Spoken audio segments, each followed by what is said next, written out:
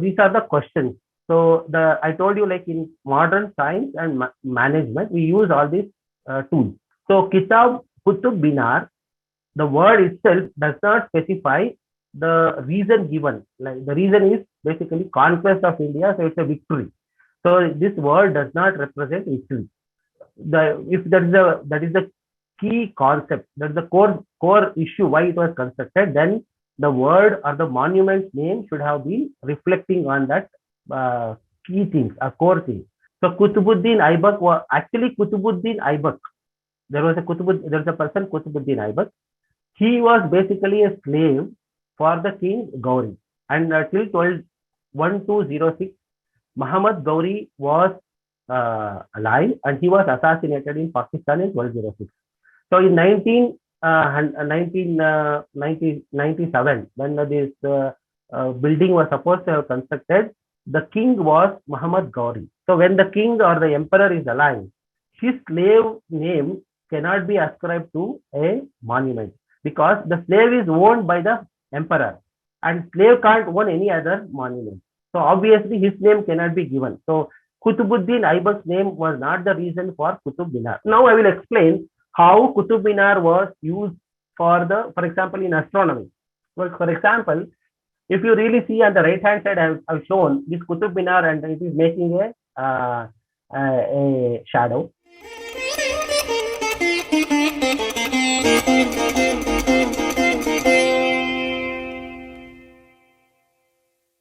Welcome everybody. So I want to just give a small introduction, because this talk has to be valuable. Um, this comes from Socrates, who says there are three tests which will tell how whether the information is useful or not. So I have presenting this first test to see whether my talk is really useful or not. So he says if it is not useful, then there is no point in talking about it. So I feel it is useful, so I am talking. Okay, so I have checked these three tests for my presentation. And second thing is, although this is history, I am coming from a science background. So in science, we usually, if there is a doubt or if there is any question, we validate it through modern science methodology.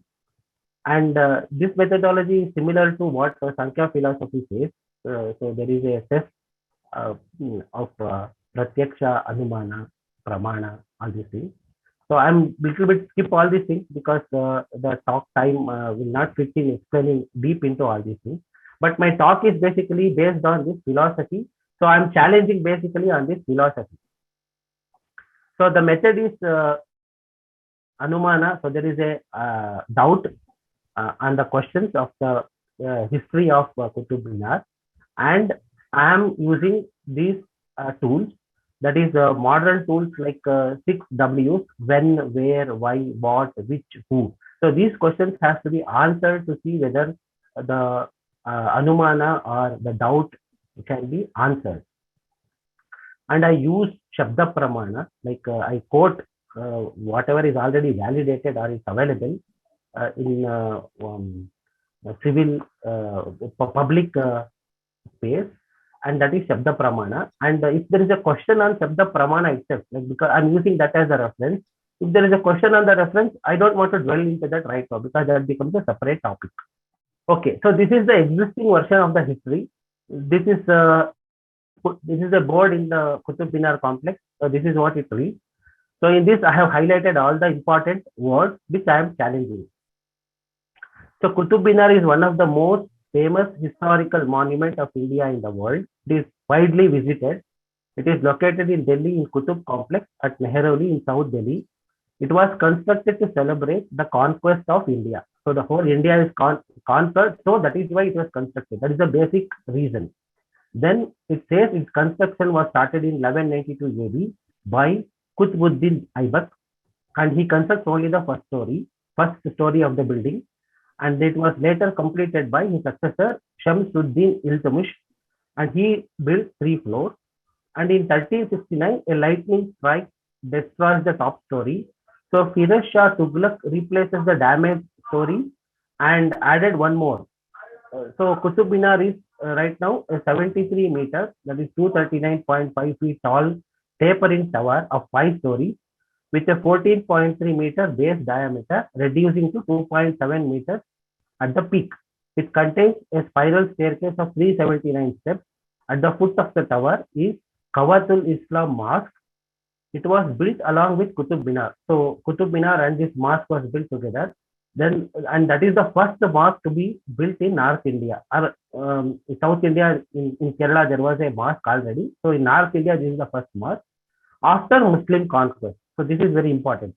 Then Qutub complex was constructed by destroying 27 Hindu and Jain temples by Islamic invaders to obtain stone and raw material. So the Qutub Minar, the history says it was the existing buildings were demolished and then the same raw material is used to construct. So this is the existing story. I would like to challenge each of these words. So alternate hypothesis. So once I prove this is wrong, then what is, because we have Qutub Minar, we cannot deny that existence.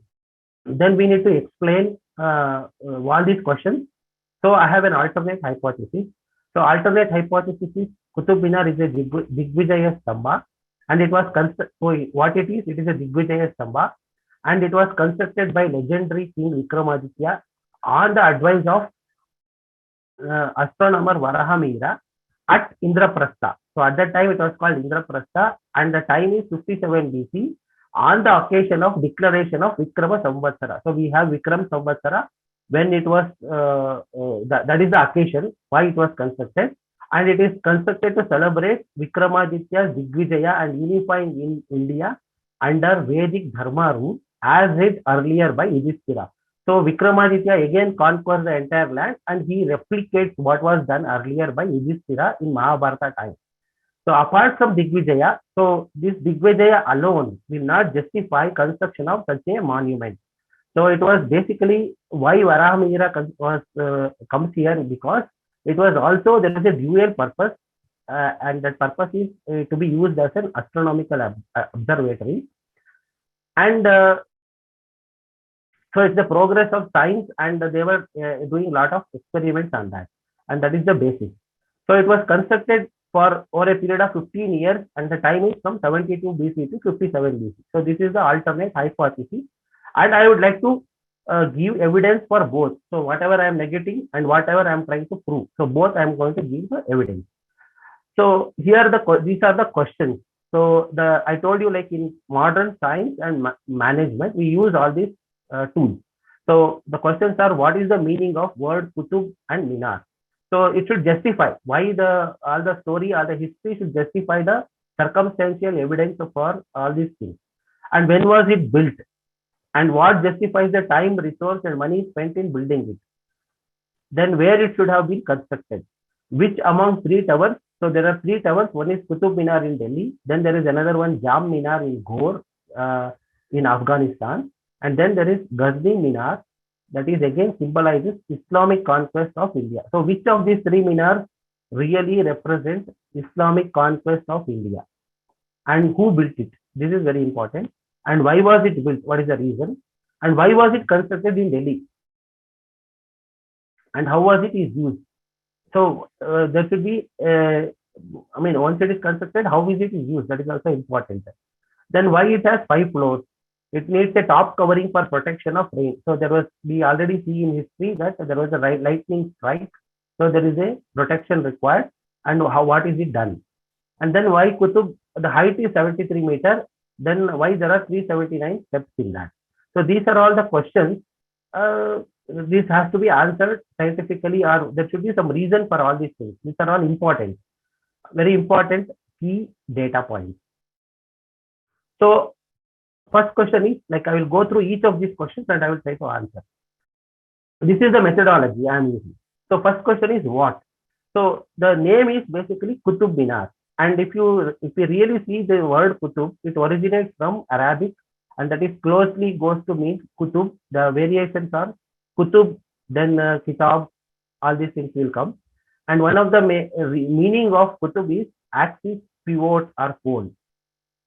Then there is this is the meaning standard given in standard dictionary. I have given the reference. Then we know already, like even in Hindi, Urdu, we have kitab meaning book. Then second part of the word minar. Minar means light, light in Arabic. We also have the word like minara, which means a lighthouse. So kitab, kutub, binar, the word itself does not specify the reason given. Like the reason is basically conquest of India, so it's a victory. So this word does not represent victory. If that is the key concept, that's the core issue why it was constructed, then the word or the monument's name should have been reflecting on that key things, a core thing. But right now the word does not represent that. So it looks like a very careless and irrelevant name given to the monument. And then this is the second evidence. Like this is, if you really see the top, I have given the what is written in the on the Qutub Minar itself. This is an inscription, and it says the Qutub Minar is constructed by Muiz Duniyawaduddin Muhammad Ibn Sam. So this name is basically Muhammad Gauri. Okay, so there is no word called Qutub in his name. He is written as he is the person who is responsible for constructing it, and there is no Qutub word in his name. So the word Qutub Minar has not come because of his the king, or who has got the victory, or his dynasty, or his kingdom, or anything. It has nothing to do with that. The word does not represent that. So Kutubuddin Aibak was actually Kutubuddin Aibak. There was a person Kutubuddin Aibak. He was basically a slave for the king Gauri, and till 1206, Muhammad Gauri was alive, and he was assassinated in Pakistan in 1206.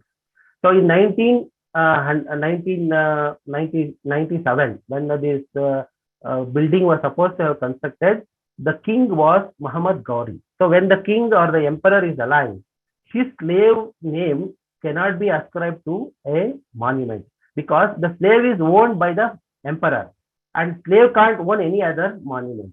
So obviously his name cannot be given. So Kutubuddin Aibak's name was not the reason for Qutub Minar. This is what I would like to highlight or conclude. Then actually this was the reason is in 1192 AD, Prithviraj Chauhan was defeated in Tare, that is today's Tanesar, in 1192 AD, and even in 1220. So when Kutubuddin dies, so Kutubuddin is a slave, and when Muhammad Gauri dies, he becomes the ruler of India, and he dies in 1220. So up to 1220 also, only one floor was ready. So the complete Qutub Minar was not ready to declare that this monument belongs to Kutubuddin Aibak.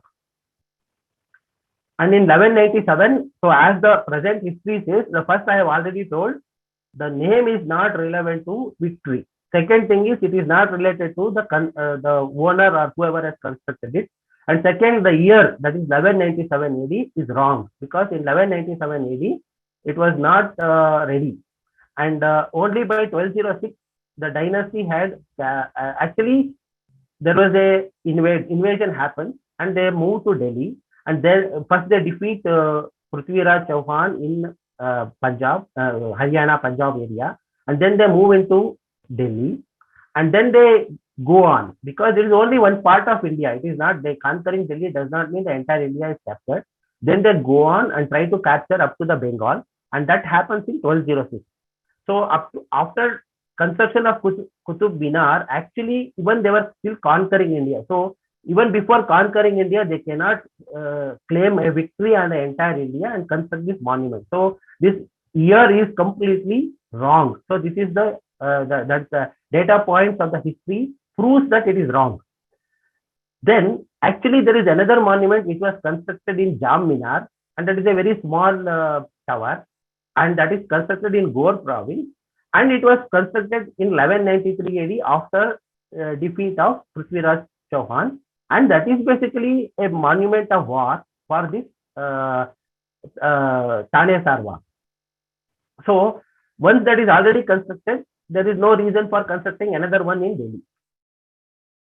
And Kutubuddin Aibak, who is basically the slave of the emperor, he starts this work in 1192 AD because he becomes the commandant of the entire force, and he was stationed in Delhi because that was a newly conquered territory and there was possibility of rebellion. So he was interested to quell the rebellion and try to control the area.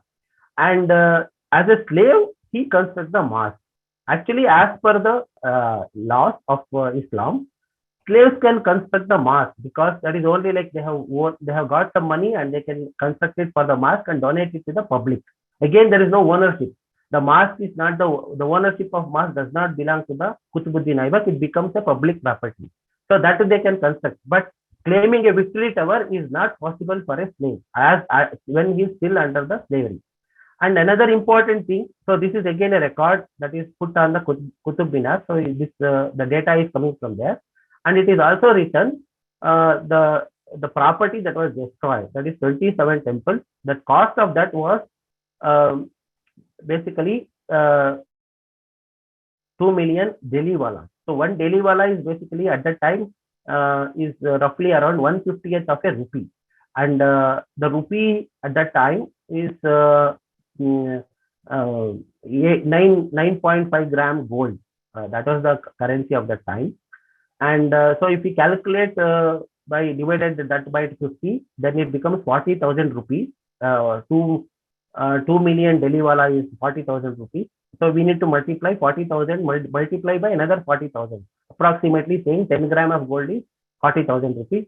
So that was the cost of the property that they had destroyed. Okay.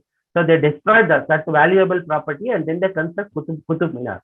So such a tower, such an important thing on the destruction side, if it is coming, it is very, very important. There should be justification, there should be a reason for it, and circumstantial evidence does not support that.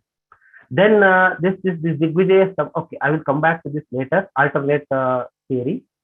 And now if we coming to this, there is a pictures available. At that time, there are paintings and there are pictures available. So here I am showing two pictures. On the left, extreme left, this is the exact picture that shows 6 towers actually. 1, 2, 3, 4, 5, 6 towers. And then there is a small tower on top. So it's basically 7.5. Then there is one Kalash on top. So it's basically 7. It represents 7.5 story building. Not exactly the 5-story building that we see today. And the last basically today we see only 1, 2, 3, 4, 5 floors, and 6th floor Britishers try to replace. You can see on the right hand side there is a one structure, and that is called basically Smith Foley. They try to do it, put it on top as a 6th floor by Britishers, and they attract a lot of criticism. So they remove it actually, and right now it is lying in the safe Qutub Minar complex because it does not match. They use a Bengali style to put it on top of it, and it does not match the Qutub Minar. So that is the when first question, what? Then second question is when. So I already told you, like in 1192 AD, it is questionable. The year is questionable, and that is just actually like another point why it is questionable is because this Qutbuddin Aibak, that is a slave of Ghori, and he is a viceroy of Lahore. Actually, he was not. He was stationed in Lahore, not in Delhi, and he gets his freedom in 1206, and then dies in 1210 AD. Just after 4 years, he dies in Lahore. He was not in Delhi to supervise the structure also. Then his Shamsuddin Iltutmish, who was a slave and son-in-law of Qutbuddin Aibak, then he takes over after Qutbuddin Aibak, and when he during this transition of power, he kills Aibak's son Aram Shah, and then quarrels with other Aibak contemporaries, and causes the fall of Ghor Empire to Mongols. So he is basically a backstabber, and but the history says he constructs the remaining towers to bring glory to Qutbuddin Aibak. So it does not match. The history and the data point does not, it's very clearly contradictory, it does not match. So that is what I wanted to tell. And then this structure was very unique at that time because of the height and the kind of technology required to construct this building, because such a tower usually will face a lot of wind, and because of wind, the tower will fall. So if the tower is such an important tower is built, and if it falls down, then it becomes a bad omen and also bad name to the king. So the king and so they were not ready. I mean, without confidence, they were not ready to construct such towers of very very tall buildings. So these people who are coming from Afghanistan, they have no background data to have built such a buildings in their area. They cannot simply come here and construct such monumental towers in Delhi. It is not possible. And the resources required, for example, like the at the time we have that calculation for construction of the temple. So roughly similar resources is required to build this monumental Qutub Minar also. So these people who are into war and trying to conquer, they don't have such resources to build Qutub Minar. And they were still conquering. As you see, they were still trying to conquer entire India. And for that, there was a huge resources required to build an army, then a new area to stabilize the new area and things like that. So at that time, they cannot diverge into construction of Qutub Minar. That period does not allow the emperors to construct such a monumental building. This kind of buildings can come up after a long stint. Some kingdom has ruled for long years. They have accumulated a lot of wealth, and it was peace. In that period only, this kind of construction possible. So then there is one more thing. Next to the Qutub Minar, we can see there is an Alai Minar, and later part, after this Ghori Sultanate, then Khaljis comes, and at that time, by the time Khaljis comes, there is a long ruling by the invaders, and they have somewhat settled. So he had accumulated some wealth, and possibly in that period they could have constructed.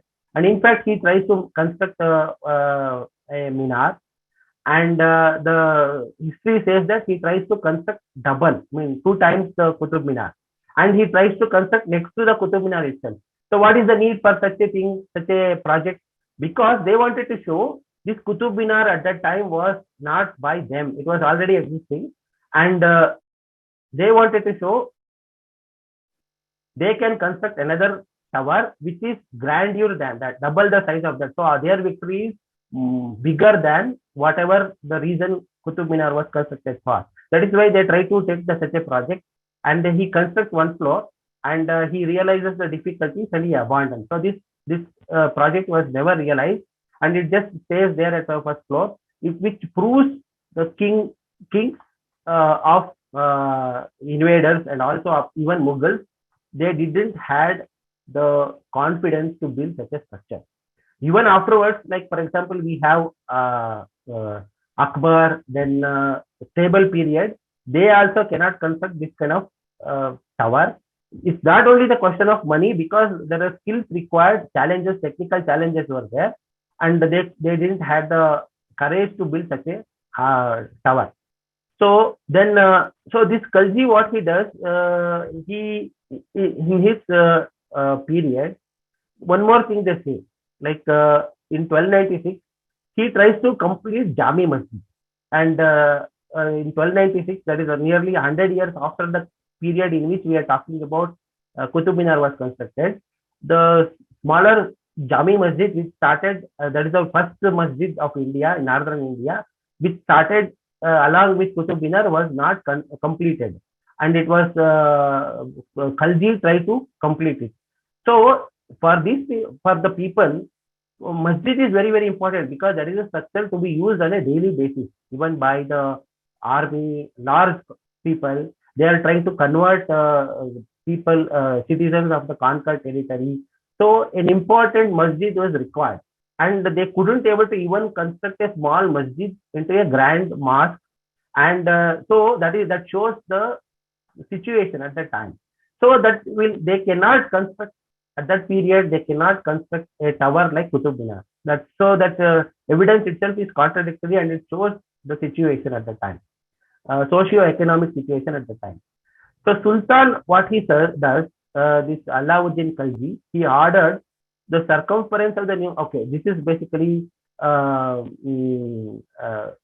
double the old one. He wanted to construct and higher, double the height.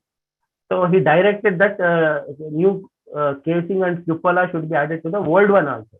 See, he does when he fails to construct the bigger monument. What he orders a new cupola. I mean, the top structure to be built, and then he also says casing should be done on the Qutub Minar. Why he orders casing if it is already a good one, good constructed monument? So because he fails and tries to occupy the old building itself and tries to project that this is the construction of their period. So that is the intention. And the construction was completed up till the first story and at a height of 24.5 meters. Unfortunately, the construction was abandoned after the death of Sultan Alauddin Khalji. So this is again for the Alai Minar. Okay. So Tughlaq, the later period, whoever came, they were all powerful monarchs like Tughlaq, Suris, Lodhis, Mughals, and we can see the richness because they have all minted lot of gold coins. So they were rich enough, but they couldn't build any one more structure like this because at this period, even for example, like Akbar time, a lot of land was conquered, and they should have constructed bigger monument saying that their victory is bigger than whatever was done in the beginning, but we don't see such a construction. So it raises a question mark on the first Qutub Minar construction itself. So then we can also see some of the other evidences like we can see that Hindu motif is used in the mask that is there in the bottom. So they don't use because if they have such a money, they would have procured new material. Why would they go for older material which looks ugly? So that is the question. Second question is we also see very neat work, which is basically they have taken the work and procured new material and they have done a good work. That is what you can see on the left corner, left bottom. On the right hand side, where the important inscription is written, like who constructed it, where the emperor name comes, it all looks very ugly and it's a mix of old and new stones and it looks very, very ugly and it is basically insulting to the emperor. I don't know why they would do such a thing if they are going for a completely new building and new construction, especially proclaiming a victory over entire India. And also we can see Hindu motifs like lotus, all these things we can see. And it's such an important victory. We don't see this kind of Hindu motif because we don't see that when the later Muslim kings built such monuments. So that is another question. And so we can see like very neat and the bottom side construction building, very neat, clean, plain. There are no Hindu motifs. There are no reused material. But on the Qutub Minar, we can see all the reused material. Even the color of the tiles, we can see like red color, yellow colors are there. Actually, I can tell you like this yellow color material was the original one and red color tiles were later, whatever is possible used. You can also see like on the left hand picture where I am showing, it's all like tiles, like different color tiles and that looks is not clean. And also there are, I mean, verified documents where they also show like which is original, which is duplicate. So here I am on the right hand side, I'm showing a diagram by ASI and also on various documentation it is available. So they say that here dark colored ones are basically original ones and the lighter color ones are where it is modified and restored. So you can see here the lighter ones are original and darker ones are modified ones. So here you can see that here I can show like at the top you can see there are some pattern here. In the center you can see that light color ones and the next ones are dark color ones. So it doesn't match. So there is no matching thing. They could have done a nice job if such an important building they are constructing. Okay. So okay, this is my alternate thing. I will come to this later. Okay, then next question is basically where it should have been constructed.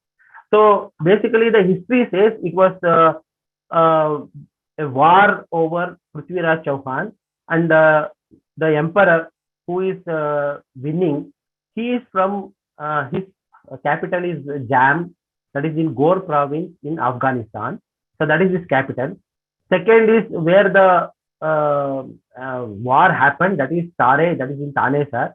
And the losing person, that is the Prithviraj Chauhan, his capital was Ajmer. So that is what he has. He takes the capital. That is the important town. And then after this, they position their new capital in Lahore. So in any of these picture, Delhi is not there. And why will they come to Delhi and construct this tower in Delhi? So Delhi is nowhere. I mean, there is not relevant to that episode at all. Like is not at least if he has won, then he should be impressing his own citizens. So the tower should have been built in winner's capital, that is at Jam. In fact, they construct one victory tower in Jam. So that is what it is. And they don't construct Qutub Minar for this incident. So this history is wrong, completely wrong. So the evidence, the data shows it is wrong. There is no logical reason why they come and construct in Delhi. Delhi is some remote part, small village, outskirts, and why will they come and construct there? Okay, so these are the three towers. So one is like Delhi's Qutub Minar. We can see the small Jam Minar, and in Ghazni, which is basically the hometown of the ruler, the emperor. Also, we see a tower. Basically, it's a twin tower. On the right hand side, you can see it has also fallen, and only one floor was available for some time back. And even these pillars were basically demolished by Soviets, who used it as a target practice, and they demolished it. But we have evidence and we have photographs of these towers. So there are three towers. One is Delhi's Qutub Minar, then there is a Minar in Jam, Core province, capital of Ghazni. And then there is a Ghazni's Minar in his hometown also. So probably, I don't know why he constructed these two towers. There may be another reason why another war, another victory would have constructed. But none of these symbolizes none of these are as grand as the Delhi's Qutub Minar. It is impossible. Like why this kind of Qutub Minar structure they built in Delhi? Why was this? Next question is why was this constructed?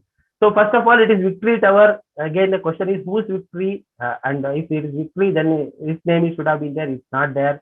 It's the on top of the Qutub Minar, they write his slave's name, and then actually slave does not build the tower. He builds the mosque below that, and it is that history is cast on the Qutub Minar.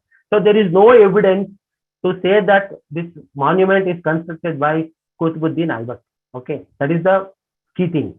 And something else he has constructed in the bottom of it, and they are trying to project that Qutub Minar is also constructed by the invaders. Then actually another reason they say is why it is constructed after, like if you question the Victory Tower, then they say okay, it is basically used for it is next to the mosque, and usually you will have a tower next to the mosque, and the tower is used to call people to remind them about the prayers. So basically, there was no watch like the modern time. So they were trying to call everybody from the tower. Okay, that is fine. Let us examine that whether that is the purpose. So if you really see, like I can apply the science principles and see, like if I go to the top of the tower and try to like a man, like he starts screaming from the top of his pitch, whatever is his volume, from the top, it cannot be heard by the bottom of the pillar, bottom of the tower. So it is not possible. Like that reason is also fails. So because it is not for that purpose, because we can measure the the power, sound power, and by the time it reaches the bottom of the tower, it will not be heard. So there is no possibility that the entire area people can be called by screaming from this tower. So it is not for that purpose. So here is the science principles we can test it, like at what level, what will be the power of the sound. So this reason is completely failed. So it is not for not this. So the tower is not for the azan voice. So the reason why it exists next to the Qutub Minar is not related to the mosque or anything to do with religion. The Qutub Minar was already existing just for the purpose, because it was captured at the time, because Qutub Minar itself was a symbolic of victory of India over these foreign territories. So they try to capture it, and they becomes a military cantonment, and they construct the mosque below that. So otherwise there is no reason, there is no link. And now also we have this Delhi Iron Pillar, and at that Qutub Minar complex. and it says it is Chandra who is the emperor who has constructed, who is the reason for that iron pillar.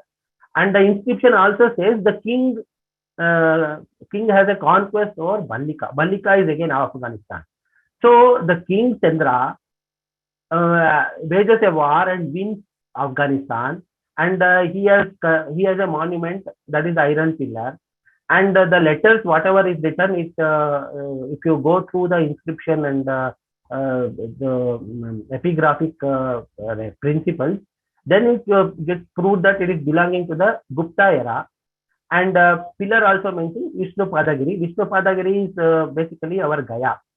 So this also says it is a Garuda Kamba. So there was a Vishnu temple, and this pillar is basically constructed as a victory tower. And victory towers is nothing but our Garuda Kamba. In any temple, if you go today, if you really see a Garuda Kamba or a Nandi Kamba or a light lamp, they represent basically victory towers, and they are monuments for the people who got killed in the war. Okay, so that is the purpose of constructing these pillars. And these pillars represent basically their military monuments, and they are constructed so that the departed soul stay close to the uh, deity or the god. So that is the meaning. That is the Hindu principle why the Garuda Kamba is constructed, and that is basically for the Garudas. Garuda means basically the, like today's Black Cat commandos who are guarding the emperor. And if they get killed, they were constructing Garuda Kambas. Yeah, the close soldiers are called Garudas. And so basically this is the reason, and that is the iron pillar. And when it was in Bengal, like Bengal territory, and when these Afghan invaders enter Bengal, they see that this is the victory tower of over Afghanistan, so they bring it here and they try to put it next to the Qutub Minar to say that okay, they have a bigger victory over that. That is the purpose. That is why they bring it from a different place and try to install it here. And actually, so this is explains, it is actually a victory pillar. That is why these Garuda pillars are constructed, and they at the time whoever has constructed, like my hypothesis, it is constructed by one of the Indian kings, and the reason is victory tower only. But the question, another important question is why Qutub Minar was constructed for such a height. Okay, this is an important question because there was technical challenges, the economic conditions, the huge money was spent on that. Unless otherwise the reason is strong, nobody would dare to take such a project and try to construct that. So there should be a strong reason for constructing it, and that reason is basically astronomical observatory. And why they do it? Because till that time, whatever they were using, in fact, these Garuda Kambas were used for observatory because at the time astronomy people who are these Brahmins who are basically at the temple, they were that is the school. So they were using these Garuda Kambas for measuring because it makes a shadow, and using the shadow they were trying to measure the celestial objects, observe the celestial objects and try to build on astronomy. So they know already these Garuda Kambas or victory towers can be used for astronomy. And when this proposal comes to construct a grand monument called Qutub Minar, they try to utilize the opportunity and try to convince the king that this tower has to be of this height only because they need it for this purpose to, for basically observations, astronomical observation, because astronomical observations were used in Jyotish Shastra, which is basically for prediction. And the king was gets convinced to for such a thing because they say that if the pillar is not constructed to that height, they cannot measure the celestial object precisely. So the precision is the question. To have such a precision, the pillar has to be increased of that height so that they get a minute level of movement and they can record. So they were trying to, they had earlier, before constructing this kind of tower, they don't have that tool. So they were impressing on the king to get this constructed to this height, and that is why this tower is constructed. So here I am showing another thing where in Karnataka we have Hoysala temple in Hoysaleshwara. So there this sculpture is there. Here you can see that the marksman, basically the soldier, and in front you have a marksman who is using an instrument to measure the angle, and that angle is basically to shoot the arrow. So the arrow has to be precise. to hit the enemy, he used to measure the angle and try to guide the arrow shooters to shoot with that angle. So they were using such advanced principles of science in all these things. So this is was used. So this is the evidence. So they knew all these things, and that's why it is constructed. So now I will explain how Qutub Minar was used for example, in astronomy. Well, for example, if you really see on the right hand side, I've shown this Qutub Minar and it is making a shadow. And if the shadow is 45 degrees, I mean, if you measure the angle and if the tip is basically 45 degrees, then it makes a exact right angle triangle. And the height of Qutub Minar and the shadow should be equal. So this is what, when the 45 degrees, this is what the isosceles triangles, and then this is what it becomes. So they know at this angle it is 45 degrees. And when it is 45 degrees, so this is on the left hand side, I've shown the mathematical calculation. So the elevation angle is basically arc tang of length of gnomon. Gnomon is an instrument, basically a smaller height instrument to measure the angle. And then the shadow. So they were putting a small portable instrument to measure the height of the gnomon, that is the height of the pole, and the shadow. So using that, they were measuring the angle. So similarly, they try to measure the angle using the Qutub Minar. And when it is 45 degrees, arc angle becomes 1. So it becomes a simple, basically we are, what we are doing, I mean left hand side, bottom left hand side, I'm showing the mathematics. So here basically there is a smaller triangle, and there is on the back side you have a bigger triangle. This bigger triangle is basically goes in the B, the big capital B is basically radius of Earth. So the interesting thing is radius of Earth. Once you know the radius of Earth, you can know the size of Earth. So the diameter of Earth can be found.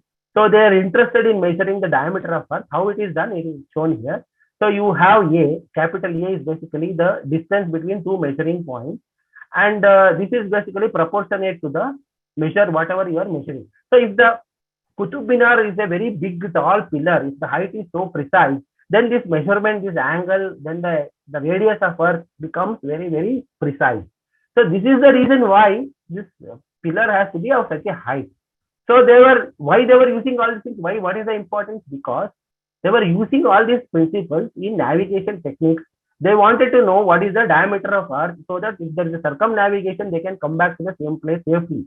They will not get lost in sea. So this is the reason. And also this shadow, I mean, this is another diagram where the Qutub Minar is casting shadow in existing thing. So this picture is basically in imagination, where Qutub Minar and then Alai Minar is also constructed. So they will have both shadows. It's not reality, it's just a picture. And in fact, when Qutub Minar was constructed, there are 27 temples constructed around it. And this shadow falls on each of the temples, indicating the time of the day. Basically, the movement of moon. So moon takes exactly 27 days to make one revolution around Earth. That is why 27 nakshatras are also there, and that is why 27 temples are also constructed. So these all reasons are very valid. There is logical reason behind each and everything when we take through alternate hypotheses. But this history, whatever they're projecting, there is no logic, there is no valid, there is no data point. Simply they're putting some fake history. So another reason why, I mean, how this pillar can be used to measure the distance between moon and Earth, sun, moon, all these things. So when there is a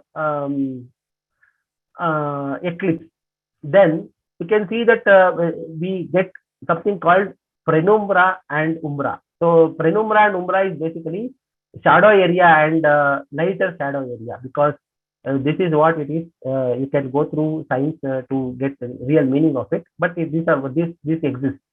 And if there is a pillar, like on right hand side, I'm showing, if there is a pillar like Qutub Minar and sun is giving a shadow, then we can also see this umbra and penumbra in shadow also. Like there is a darker shadow, there is a lighter shadow, and we can measure all these things and find out the umbra and penumbra. And if there are three alignment of sun, earth, and moon, we can see all the measurement of distances. And by measuring umbra and penumbra, we can also measure the distance between earth and sun. This is how they use to measure the distance between sun and earth. But now the exact precision of the distance depends on the height of the pillar and height of the shadow, and exactly what is the shadow length they are giving, because these are all ratios. So as long as the pillar is taller, then this precision is higher. So that is why they were requiring that is they wanted that the tall some pillar, and because of this victory should be grand, they impress on Vikramaditya to construct such a big victory tower, and that is why it is constructed. So the reason for such a tall tower is purely astronomy, not because of anything else, not because of victory also. For victory, they were constructing a pillar, but for purpose of astronomy only, this tower of Qutub Minar is of such a height. And also here I am giving calculation how, for example, if this is the Qutub Minar on the left hand side, and this is the earth, and this is the moon, and this is the sun. Using this calculation, we can calculate the distance between like shorter, like we have apogee and perigee. Apogee and perigee means when the moon is closer to the earth, and when the moon is farther. So we have all the distances, like one is during apogee, the distance between earth and moon is nearly 4 lakh kilometers. When it is at a perigee, it is around 3.63 kilometers, lakh kilometers. So this distance can be precisely measured if the height of Qutub Minar is very precise, taller. So this is the calculation which they used. Also, they found out, they realized, they find out the distance between moon and earth, moon and sun. So this is how it is possible. So it is not just I'm telling, I'm not cooking up some story here, because all the circumstantial evidence, for example, like you take this scientific means, our thighs are typically about 1 feet. Okay. So if we are the typically modern aesthetics and modern building calculations, they say that step height should be 0.72 feet. Okay, because we don't exactly completely bend our thigh. So the thigh is nearly 1 feet, and the ideal height of the one step should be 0.72 feet.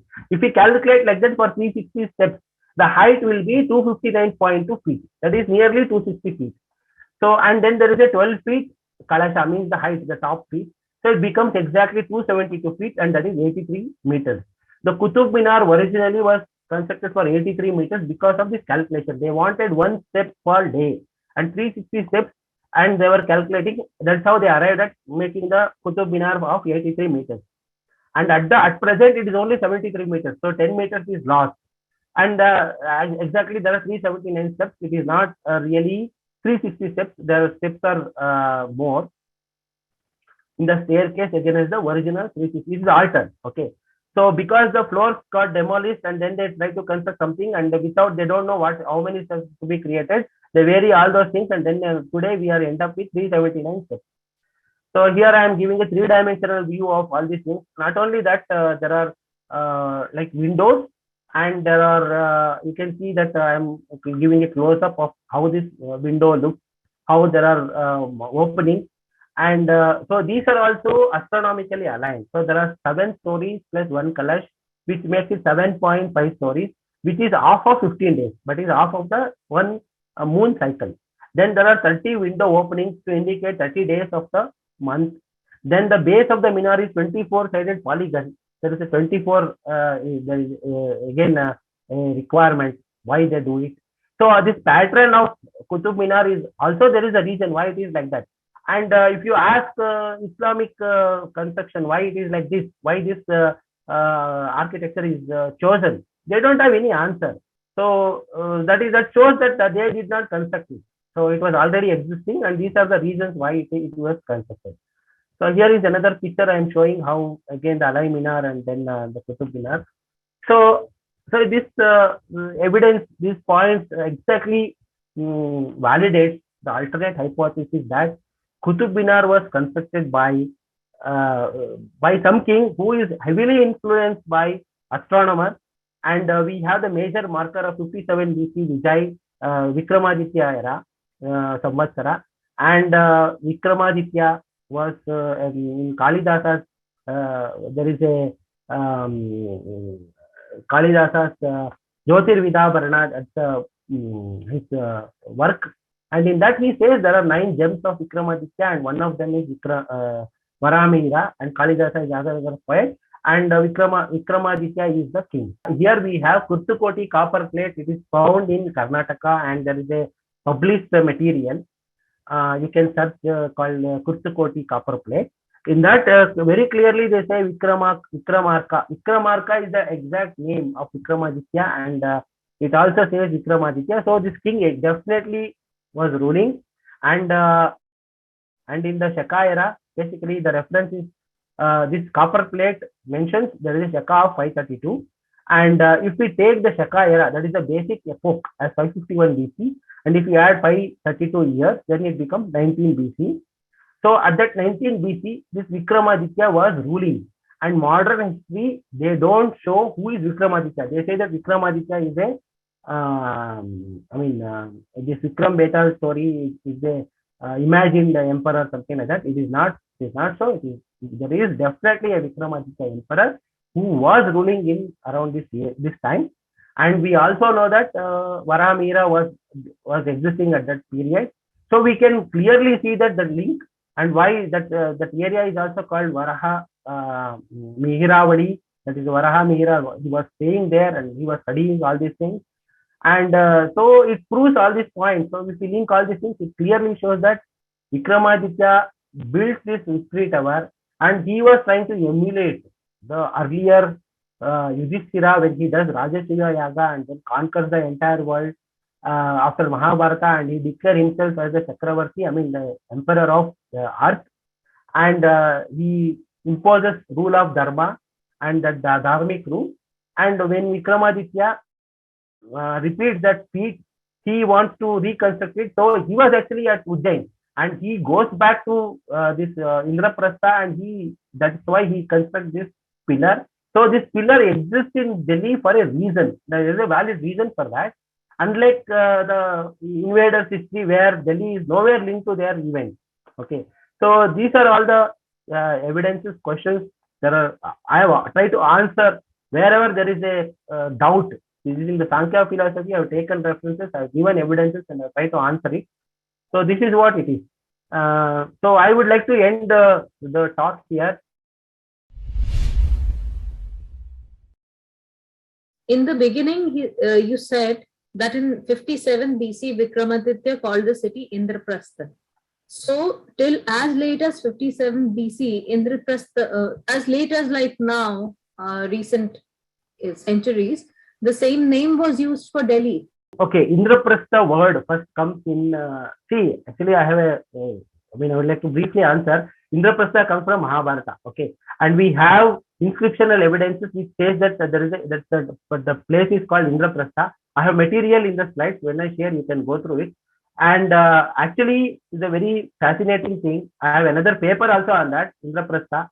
That is the place, because in Mahabharata, as Mahabharata says, they burnt a forest and then they construct a city. So if you dig deep, you should see a forest. Before that, there is nothing. And then you should see a very big city. So it clearly points to existing of city evidence also, and then Mahabharata time also.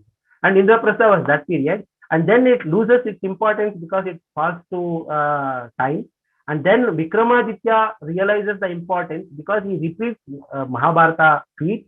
That is why he goes and reconstructs the pillar there, and he tries to rebuild the city there. Okay. And after that also it is called Indraprastha only, and only during the later period it is changed. Okay. So there is I have given all the evidences why it is Indraprastha was the evidence. Even today it should be called Indraprastha only. What are your plans, or have you already done anything to disseminate this information anywhere, especially say in academic institutions or any other fora where you think, just to stoke the interest of people so that, they themselves will be interested in sort of doing research and finding out more on this, rather than accepting the version that you rightly said is very flawed, the version that we have all been taught about the Qutub Minar. So what are you planning, or have you done anything? And if you are planning anything, best wishes. So that's my question. Thank you. Okay. So two things I have done. One is, I told you in the beginning, like I have a Facebook page called Credible Indian History. So there I published it. I wrote it, all these things. I put it basically like a small snippet so people can read it out. There are a lot of things actually, a lot of material I have already put in. This is not the only thing I have done research. I have done the research on various other topics. So that is one thing where I have published. So everybody can read it and anybody can question it. This is a put open directly and throw it out. And here I am telling like this is a challenge. So people can also challenge me back. So that is one thing. And this talk I already given 5 years back in Delhi itself. So this is a repeat thing. So there in the public live talk I have given. And this is another thing. Like I'm an individual. I have very limited resources and at time I cannot do more than what possible. So if this talk is also for that purpose only. So it reaches the right people and they also start raising these questions. They can validate what I'm saying.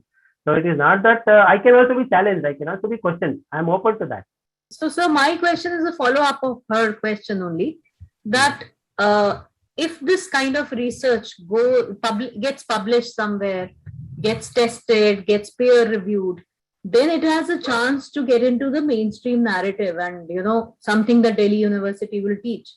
Otherwise, after a Sangam talks and after a Jaipur dialogues, a couple of years later, the students are still being taught the leftist narrative. They're still being taught wrong history. Yeah, I completely agree. I come from science background. I have patents and all these things. So I know I can make it a paper. I have already made other things also as a paper. I will present it somewhere because see, most of these things are already existing in open domain. I am not bringing anything new. I'm just basically putting everything in one plate and trying to present it. So that is why I didn't go for like I just studied of my own interest and I got all these points. I collected these data points. So I don't have permission. I don't have any sponsorship even to go and do research. I'm sitting in Bangalore and doing all this data. Okay, so I can present it as a paper if they accept it. I will do that. Madam. I take that as a good feedback. I will do that. If the Hindu structure has statues on external wall, is Qutub Minar has any statue on internal or external wall? See, right today now it is closed. So there was an accident and they don't allow people to go and check it. Only ASI has the permission. See, most of these things, the problem is we have no authorization or even to go and see it. But what I can say is, see, this Qutub Minar is constructed by outside. You can see the stones, and see, it's a plain structure. Typically, it's a plain structure. The purpose is basically like you see. I told you like there's an iron pillar, and the iron pillar there are no art or artwork. There is an inscription. So it's a pillar basically as a monument. Like today we have constructed Defense Memorial. What is the architecture? What is the art you see there? This is not the structure to see art or architecture, but they have incorporated because it is here in Qutub Minar. It was also used for this astronomical purpose. So they have like 27 like petals used because the 27 should give a pointer, and when there is makes a shadow, there's a reason for all these motifs. Otherwise, there is no reason to put up like it's not a temple. Okay, so there are temples over there around the pillar. Qutub Minar itself is not a temple. It is like a Garuda Kamba. Like you see like in front of it. I think northern India you don't understand because your temples are destroyed. If you come to south, you see like wherever you go, in the next to the opposite to the temple, you see a Garuda Kamba. Surprisingly, even you go to a Jain temple, you see that. Okay, see Jain temple also you see Garuda. Why? Because it is basically a military monument. When there is a Jain king ruling, at the time also the soldiers will die, and for that there is a monument to be constructed. So wherever the temple was constructed, before that they construct a pillar, and that pillar they don't call Garuda Kamba because Garuda is not related to the Jain philosophy. Even in Buddhist, you can go and see some of the cave temples. You have a pillar. Okay, some Ashoka pillar. You see, it's a Buddhist monument. Why they are constructing a temple? It's a victory tower, and that victory is basically dedicated to the soldiers who have died. So this is the meaning. And because you're doing it for the death, you don't do a lot of artwork and all these things. So inside you will not, you don't expect to see any Hindu motif or like God image and something like that. I don't see that. But if you, most of the things like this, they also claim, I told you like even ASI has put up that the Qutub Minar is constructed from reused material. On top of them, basically when they are doing the tiling work, they have used the material because they were trying to claim this monument. So they have changed the tiles. And because of the tiles they have used from the destroyed temples. And that is why you see some of the motifs. Even that repeating some flowing pattern, all these things, they were basically from the temple, not because of the Qutub Minar. I've got two small points. One, you're talking about Gardastamba. Is it the same as Dvajastamba, which we have in South Indian temples? Every temple has got a Dvajastamba, and a flag is hoisted on those Dvajastambas in every temple. That's number one. Number two, you talked about Minar. That Minar is not necessarily an edifice to celebrate the victory over the enemy. Now, you have a Minar in Gauri, and you have Minar in Ghazni. You even have a Char Minar in Hyderabad. Obviously, they are not meant to celebrate victories. So, how is it that, what would you like to, how would you like to comment on that? Okay. For the first question, I told you it's a victory tower, and different people, different things have followed different architecture. So you can really see, I have a paper on that also. This you can see Garuda pillar. Garuda pillar is Vishnu temples, you see Garuda pillar. In Shiva temples, you see Nandi pillar. In South India, you can see that there is a Nandi image on that. And also Dvajastamba, as you said, if you go to Tirupati, in that you see a flag kind of thing, and that will be with bells, okay, small bells. So there is a pillar with flag. Actually, it's not a flowing flag; it's a flag structure, like flag looking like a flag that is there on the top of the pillar. Not only that, even there are pillars with lamps. Okay, see, first version of these pillars came with lamps. If you go to, for example, in Goa and all, if you go Northern Karnataka, Goa, there is a pillar in which they put lamps and light it up. Okay, 1,000, it looks like 1,000 lamps. So those lamps basically represent the departed soul. So that is also you can see. Okay, so this pillar is for the departed soul. It is to remember the fallen. Okay, fallen in the battle. So all these things are basic. I told you, even in Jain temple, I have in a paper in that I have even photograph of Jain temple with pillars. And they also call as Dvajastamba or whatever, because they cannot say that it's not a Nandi pillar or a Garuda pillar. They call it different names. So usually that's how, because of this Jain and Buddhist influences, some places they are constructed like a Dvajastamba. Okay, but they are all same. It's all same. So that is the first question, answer for the first question. Second question, Indraprastha, I have, maybe we should take it up another as a talk. I have a lot of things to tell you. Very fascinating. For Indraprastha, to claim as Indraprastha, I have a challenge there also. Government should first dig in Delhi, because that clearly shows the evidence for Mahabharata. Why they are looking at different places?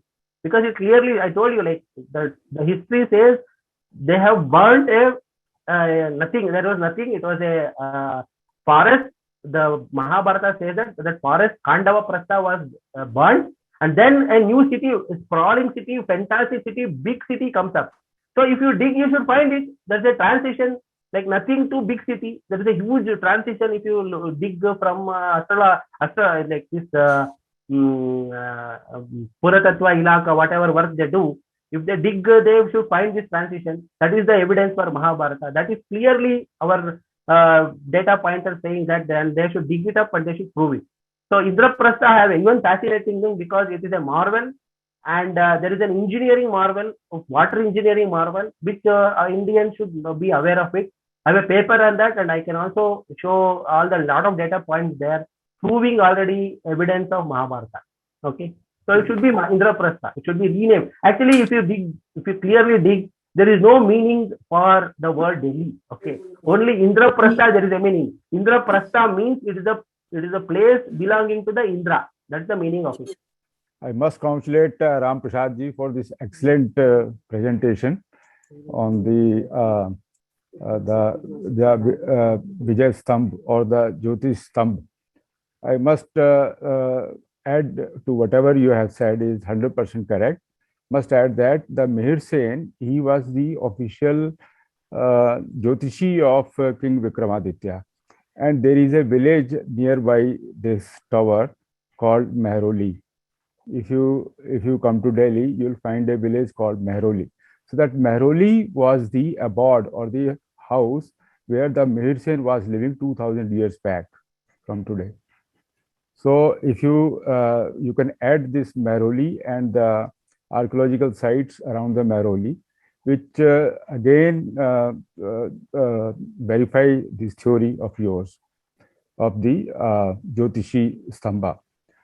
And second is, it was there in the newspapers also a couple of years back. Because of the rain, some of the stones or the tiles, they had fallen out from this Jyotish Stamba. I will not call it Qutub Minar anymore. It is Jyotish Stamba. And the tiles had come out, and inside the tiles were the Hindu motif. The statues were there.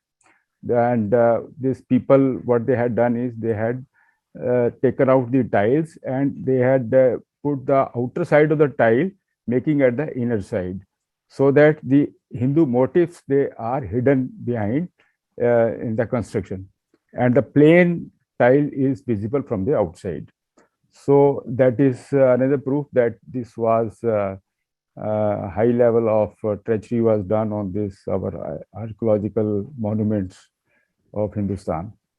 Then thirdly, I would like to point to your this Indraprastha thing. If you come to Delhi, there is a structure called Purana Kila, Old Fort, which is the which was dug up in 1955 to 1960 for the Indraprastha point of view, and they kept on digging, and then they came out with different types of tiles. They came out with the different types of utensils, black painted utensils, something like this. So, but they could not deeper to come up with that fantastic city of Indraprastha. So this is what I wanted to add, and congratulations. Please keep doing this research and keep it for the information of the new generations also. Thank you very much and congratulations. Thank you. Yeah, thank you. I just want to clarify two things. Like I already told, it's already included in my presentation, that Mehroli. And I also know, like whatever you explained, it was done by our fantastic person, B.B. Lawal, who was also, he's 100-year-old. He has written even book after, I mean, he's right now under running, and I mean, completed 100 years, and he has, at that age also, he has built a book, I mean, published a book. Okay. He did this digging work, whatever you are saying. And I mean, government of the day, you know, I mean, for various reasons, they don't allow to publish the exact thing. And in fact, we had petitioned, they have digged and then they have closed it. Okay. So we are questioning the government, saying that why don't you open it up, cover it with the glass and show it to the people? We will see what it is there. Why are you closing it? Okay. Whatever has come out should be visible. We will know. If you are talking about black, like they're again trying to confuse because of the date. So we know, I mean, that is not the only place. In fact, I have more things. I skipped in my presentation because of the time. In fact, in 1850s, when the King Elizabeth took the Darbar, Delhi Darbar, there is a map published by English. Okay, that map is still exactly the map of the city, which is explained in Mahabharata. Okay, so the same city architecture continues even till the 18th century. Okay. So these people cannot come and construct such a city. The city's architecture, the exact layout is explained in Mahabharata. So now how can you say that Mahabharata is wrong? So yes. I skipped all those things. I have another paper exactly for the Indraprastha alone. Probably I will give another talk and explain all those things in another talk. First of all, I had a comment. This is brilliant. And this is giving me a lot of material that I'm going to pass on to my grandchildren, so that when they go to Delhi, where they are from, they must go and visit the Qutub Minar and see it from this perspective and question. And they have the advantage of their father being an architect who knows those things. Because I hated it. I lived in Agra, so I hated all these Mughal monuments. Never watched them. But the thing is, there are two things. First of all, I just wanted to know, is Raja Vikramaditya the same one that we call Chandragupta Vikramaditya, or it's a different one? For that we need to little bit. I don't want to exactly say that who is exactly the Vikramaditya. Okay. There was a king, great king Vikramaditya, because see the name Vikramaditya starts from Guptas, and Guptas Yes, lived that's- earlier. Okay, so this king who was living in 57 BC, who is that? If there is a question, and in this presentation also I've explained, this king is basically nothing but a Chalukyan emperor. Like we have in Chalukya emperors in south in Karnataka, they also Yes. used Vikramaditya II, Vikramaditya VI, all these names, and they had their territory up till Gujarat, even including Ujjain. And so, if this king Vikramaditya was ruling around 57 BC, this should be Okay. Chalukyan emperor, or maybe another emperor also. We don't know, but for to prove who is Vikramaditya, if government gives us some support, we can do research and bring out who is exactly the Vikramaditya. Okay. And second thing I wanted to know was, when did Indraprastha become Delhi and why? Indraprastha, who Okay, made it? that's why I told you on Indraprastha itself, the discussion is 1 hour. Okay, and Delhi, there is no meaning. Okay, in fact, I have another theory for that also. Delhi means back door. Okay, Delhi back door. And in fact, if you really see, that's the door which takes you to the river Yamuna, where people can go for their daily routine. And that is the door where Britishers came, and that's why they have given the name Delhi. Otherwise, there is no meaning to the Delhi. It is really so pathetic. The name we are carrying, Delhi, there is no meaning. And this Delhi name is given by Britishers, not by Mughals. Another important thing, you know what? All these things they are so impressed. These invaders, even Britishers were so impressed. They don't demolish all these things. They also believe whatever we are saying. They think that conquering Delhi will give power to conquer world. Okay, because at the time in Mahabharata, because of Sri Krishna, Pandavas get the victory. They wanted to see the secret of that, try to get it, so that they also become the ruler of the world. Okay, that's why they don't demolish. They try to accumulate all these things. Otherwise, you see this iron pillar, usually whatever they capture, because of the war and things like that, this iron would have been melted to make a cannon. They don't do it because they think there is a power in that, and this should be here. Okay, so where this Qutub Minar, that's why it's getting into that discussion. So I have all the evidences where it shows this, where Qutub Minar is there. That is the main entrance to the city of Delhi, and that is where leads to your Dwarka, and that was the path. That's the main entry. Okay, so that is where the King Yudhishthira was crowned. Okay, so that is why there is an importance. The place has an importance. So I have evidence for all those things. We can take it in another discussion, but Delhi came after Britishers, not before that. Okay, so this King Dillu, all these things, there is also something story built up, but there is no clear evidence and there is no popular usage. See, Delhi is such a place. You should have seen the name Delhi in all other area of the India, right? You don't see, before Britishers, you don't see the name of Delhi. Indraprastha you see, because Mahabharata, everybody knows Indraprastha means Delhi. The word Delhi became popular only after Britishers. One thing is for sure, whenever now listening to you and the passionate people like you has given me one more ammunition in my thing. Whenever people tell, especially the Muslims and the Christians, the whites, they tell me, why do you keep digging? Aise to wherever you dig, you'll find something. And I ask them, what are you afraid is going to turn up? That is why you are not letting us dig. नहीं इधर भी नहीं खोदो, उधर भी नहीं खोदो, अब राम जन्मभूमि के नीचे उसके नीचे ये निकला, क्यों खोदो? उसके नीचे कुछ तो होगा. Like you just said, in Mahabharata time, Indraprastha was built because the Khandaprastha was just a jungle. There was no human habitation there. So is that what they are scared of? Wherever you dig, you will find the skeletons they have buried. Yes, of course. See, I told you, like whatever the history, the word to word I have given, every word is questionable. Yes. There is no evidence for that. So they are saying this is the history. On what basis? There is no basis. They don't want us to go and dig further. They want to dig only when they want us to stop. No, it's basically a perception. It's a game of perception.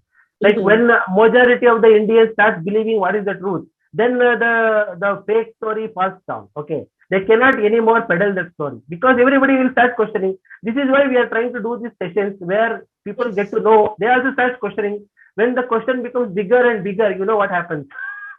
So that's it. This is what I talk every 15 days to my 12-year-old and 10-year-old granddaughters who are now in Texas. I said, "Ida, say shuru karo." No, just to tell you, I have given my son was around 7 years. At that time, I have taken him to the Delhi and I have explained all these things. Before it was taught to him in the school. He knows all these things. So he knows the truth. He knows he listens to the false story later. Okay. So he is not influenced. Unfortunately, I met you later. So I have to Okay. start here. Yeah. But Okay. it is amazing. I just got, I don't know about the books of Himalayan architecture and all that Mr. Rajiv Malhotra helped publish.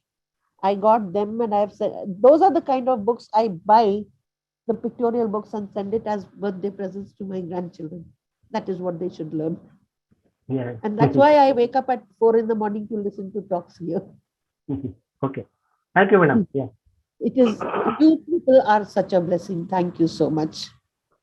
I have one thing to say, your talk, like we about 20-25 people have heard it. I think the whole of India needs to know what is our real history, especially the younger generation, because they have learned all wrong things. Even we have learned all wrong things. So any plans for that, or how do you propose to, get the whole of India to recognize what is the reality? And my second question, if you don't mind, I have just been to the Qutub Minar when I was newly married. It was open till the first floor. After that, I think there was a stampede, so they closed it. You cannot enter it. And this is one tower I have seen, and the other one I have seen is the Leaning Tower of Pisa, which is, I think, a few centuries later. So any connection, any inspiration, anything you have to say about that? Okay. So the first question about my plans, like I have also been in touch with various people who are working on this. We have a forum called Indian History and Research. So where we are working on all these things, trying to impress on the government and try to see where we can do bigger impact. We are questioning. We have even have a challenge to the whole world. We have built an alternative history, complete set history. And we have opened academic challenging the people, saying that there are a 2 crore prize given. Okay. So come, anybody can come and challenge us. We have this data. They can openly challenge, question us, and we can also debate with them. So these are also done by other people who are in that group, not just by me. I am supporting them. And so we are doing wherever it's possible, like this talk is one thing, but I can also tell I'm not the only person who is doing in this matter. There are various people, like for example, in Karnataka, to reach the people in local language. There is a person who works in government only. He is part of this Indira Gandhi Center for Art and Culture Ministry. So he is an epigraphist. He has published a book called Mihira Kuli. It is in local Kannada language. Whatever I'm explaining, he has built it, and it is a top running book in Amazon. So people in Karnataka, they are reading it and they are getting awareness already. He is even better expert than me, and he purely writes in Kannada because he is a epigraphist. He is a well-known epigraphist. He can look at the epigraph and tell you what it is, all these things. He can read the script. So he has written the book. He has also given a lot of evidence, some more evidence. But I think I cannot dump the huge material on normal people. So I'm trying to explain wherever possible. See, the kind of help we need, basically, I am not so good in Hindi to reach the Hindi audience. So we are looking for people who can translate or who can do this video in YouTube and in Hindi, they can publish it so that this reaches large people. I know English, I know Kannada, I can talk. And regarding the Pisa Tower, I have also visited Pisa Tower. Pisa Tower is in Italy. It's a very small thing. It's if you really see Qutub Minar and go and see Pisa, that is irrelevant small monument. You see such Pisa kind of towers in throughout southern temples. You see that the Garuda pillar. I told you, like there are many Garuda pillars which are grand thing than Pisa Tower. Pisa Tower is famous only for two things. One is because it is constructed in marble, and marble thing looks good. As you see, it's white and looks good. Second thing is because of that leaning thing. Yeah. So otherwise there is no thing. And this kind of pillars became popular because it started from India only, because I told you, like Victory Tower.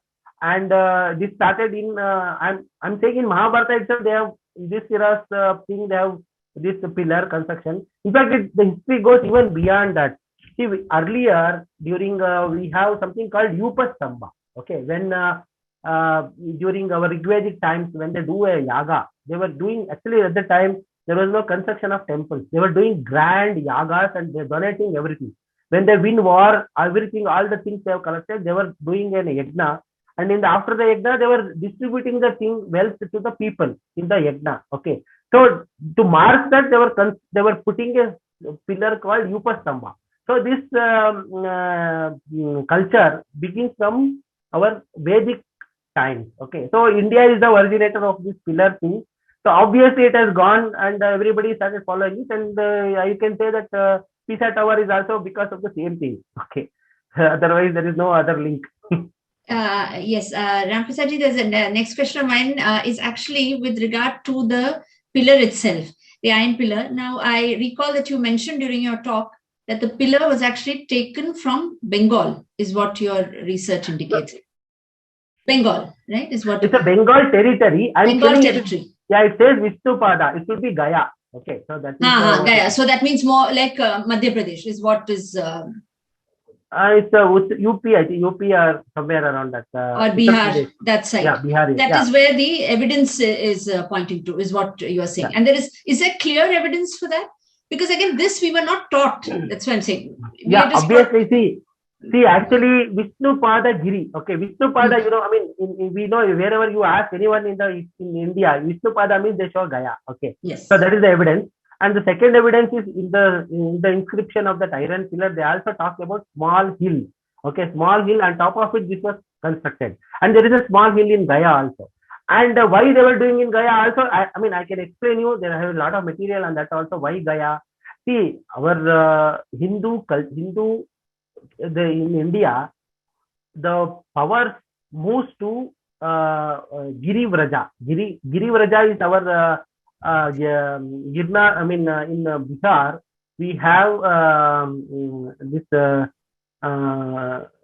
it's called Giri Vraja. In our traditional sculpture, the city name is Giri Vraja, and that is our capital city, not Delhi. Okay. So Delhi was constructed during Mahabharata time for a different purpose, and that is not the capital of India. That is only for the Mahabharata time. Even that is short period only, because even Yudhishthira after the war moves to Hastinavati. Yes. And Hastinavati gets destroyed because of floods, and then the power continues. Even at that Mahabharata also, this Giri Vraja is basically near Patna. I mean, I think today it is a Buddhist monument, but you see it is a lot of Hindu monuments also. That is our capital city of India. So the power was there, and there is a reason why it was Vishnupada Giri, because that is also linked to that longitude and latitude linked to important point why it should be constructed there. So this iron pillar was also installed in Gaya for a reason, and that is from where only they brought it. And in fact, if you really observe the iron pillar, there is a mark of cannonball. Okay, so there is a cannon fired on this iron pillar. So it was at that, wherever it was, there was a war happened. And you don't see any war happening in Qutub Minar area. Otherwise, Qutub Minar would have damaged. So this pillar should have been relocated from somewhere. Okay, so that is the evidence. And another observation I wanted to make, because the discussion was also interesting, and I must thank Dr. Narendra Singh Ji also for very important gyan on Mehrauli. I'm living in Delhi and actually pretty much in the Indraprastha area itself. So I didn't know about Mehrauli's origins, one of that. The other thing is, sir, the point you mentioned about Khandaprastha. And the thing is, history books will try to obliterate all these things. But when you talk to locals here, they actually know. They know these words, Khanda Pradesh. They'll know this. And because of the certain foliage and all that, many times you even have goat herds bringing their goats to Dwarka region, even now. They bring them from Rajasthan side or something like that, because they are used to that route, you know. They eat there. So that's like a traditional thing. That was one thing I wanted to share. And the other thing was also this, again, sir, you may be aware, that the famous Lakshagar, the Lak Palace, that actually the remnants have been discovered, again, very close to Delhi, 90 kilometers away around in Bagpat. in district of Baghpat. That's actually been very clearly found. A lot of very exciting evidence has come out. I think around 3 years, a little before COVID, must be sometime in 2019. News reports were all over that they found that as well. And also Purana Kila, which I again happened to visit just before COVID, around about in 2019. So Purana Kila, you will be happy to note, a lot of good work is going on. They've actually put up the plaques saying very clearly that this was, the ancient Indraprastha and all that. It's written over there, and a lot of work is going on also, they mentioned. So currently they are trying to sort of, scope out a lot of evidence to show more. So that is on a happy note that is happening. As to how far it will progress, we don't know. Your thoughts. No, I want to tell you because that is an important thing I forgot earlier. So because you brought it up, I wanted to tell you. See, we have given 3 important things we are demanding from government. One is basically hoist national flag and Qutub Minar. Like if you go to Paris, you see national flag on Eiffel Tower. And here in our Delhi, lot of visitors come and Qutub Minar, there should be a national flag on top of Qutub Minar to highlight India to the foreigners or whoever is the visitors. And also because that will bring back the purpose, like the Dwaja Stamba or whatever, like I told you, like it's the Dwaja Stamba, the Indian flag should be on top of the Qutub Minar. So, and also we will claim that we have reconquered and this is exactly our victory. So that is one thing. Second demand is basically very important thing, like we are asking to move our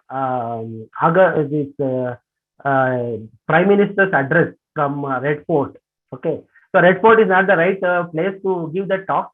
Historically, we are asking to move it to the Purana Kila. Okay, and Purana Kila is very, very important. I mean, again, it's coming back to my other talk. Actually, I am proving that Purana Kila, if you really see, if you go and see it, it is at the other end of Rashtrapati Bhavan, exactly opposite to that. So basically, your Rajpath links your old power center of Purana Kila to the new power center of Rajpath. That is how even Britishers did it. Otherwise, they should have been constructing our presidential palace on the banks of destroying the Purana Kila. They should have constructed our Viceroy's palace there. Okay, they don't destroy it because they know that that's a power center. They wanted to draw power. That is why Rajpath is constructed for the new power center, Rashtrapati Bhavan. Okay.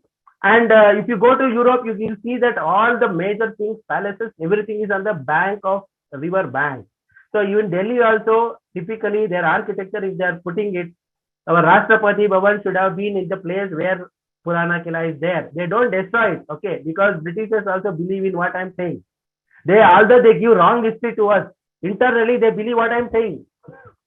So, and the third one is like, there was efforts to change, like Humayun's tomb is there next to Purana Kila. They were trying to make it something also like a park by Muslim name. We opposed it, and now we have put up to the government and they changed it, and now they are calling it Indraprastha Park. So we are trying to bring it up. So we are trying to say that you display whatever is possible there, and let us start calling Indraprastha, and we are trying to bring it. And in fact, I have another video also. We have done concept video. We are trying to put a monumental Krishna statue next to Purana Kila in the bank of, there is an island there actually in the Yamuna river, and we wanted Krishna statue to be built there because Krishna is the recognized person as the builder of the city, Indraprastha. He is recognized in Mahabharata itself. Mahabharata starts from first chapter, Sabha Parva. Sabha Parva says Krishna is the founder of city. So now wherever you, like in Bangalore, we are recognizing Kempegoda as the founder of city, and we have statue. So in Delhi, typically founder statue should be Krishna, and Krishna statue should be come there. So we have given a video of that, to show that who is the founder, what is the evidence, why his statue should come, where it should come, everything we have given. I mean, I can explain in another talk. Otherwise, this discussion will go on and go on. So thank you so much for your valued insights and the painstaking efforts you've been making over the years. So it's much appreciated and valued. So just one point I'd like to make, which is in support to the fact that these Afghans had nothing to do with the structure. So if we have noticed, there are corridors running very close to Qutub Minar, the structure itself. And these corridors are having pillars with motifs such as bell, so which is not common to Islamic structures. So Qutub Minar, which is I think 73 meters or 83 meters you just mentioned. So it's kind of conical, so which is broader at base and goes narrower as it it increases in height. So for such a structure to be supported, the foundation itself would have run into probably equally deep and would have been much broader, which means that the ground around Qutub Minar would have been dug very deep to lay the foundations. So if this structure was built by these Afghans, the corridors which are running very close to the tower itself would have come at a later date. And if these would have come at a later date, they would there was no possibility of these pillars having these bell motifs. So this is another point which I had read somewhere. So I thought for the knowledge of everyone. No, for these motifs, bill motifs and all, they have masked it. I mean, just to kill the question. What they have put up, like they are saying, no, in the description also they have written. There are 27, they even say that it's not Hindu temples, they say it's Jain temples, just to confuse. So they are saying there are 27 Jain temples which was destroyed and the material used for the construction of Qutub Minar. So this is the story they have put up just to mask whatever these things will come up. So they are accepting there are temples there, 27 temples. In fact, it is Hindu temples because the motifs are Hindu. I have photographs there. Ganesha is there. So Ganesha cannot be Jain. So it is definitely an Hindu structure. And as you said, it's basically a towering with reduced diameter. And also there is a needle on top because it should look like a needle, because when the shadow falls, it is meant to be a needle indicating run like a clock. So there is a reason for that. So it is explainable. Everything is explainable. It's not explainable from invaders' perspective because there is no reason why they wanted to do like this. They don't even explain also. Even if you ask, they don't explain.